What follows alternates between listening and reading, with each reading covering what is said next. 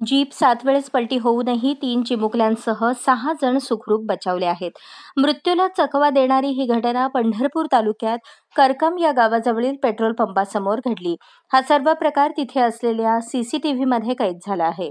अपघातात दोघी बहिणींनी प्रत्यक्ष मृत्यूचा थरार अनुभवला. यामुळेच काळ आला होता, मात्र वेळ आली नव्हती याचा प्रत्यक्ष अनुभव त्यांनी घेतला. भोसे येथील बंडू जगताप यांच्या शुद्धी जगताप वय 10, स्वरा जगताप वय 8 या दोन्ही मुली उन्हाळी सुट्टीसाठी आत्याच्या गावी पुणे येथे जात होत्या. या गाडीमध्ये 2 महिला, 1 मुलगा आणि 3 मुली होत्या.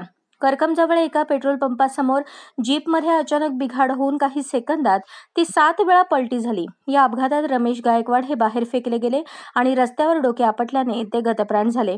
मात्र जीपमधील शुद्धी, स्वरा या दोघी बहिणी फुटलेल्या काचेतून सुखरूप बाहेर आल्या. इतर 2 महिला, 1 मुलगा, 1 मुलगी असे 4घे जण जखमी झाले. त्यांना उपचारासाठी दवाखान्यात दाखल करण्यात आले आहे. दरम्यान दोन्ही बहिणींनी मृत्यूचा थरार पाहिला.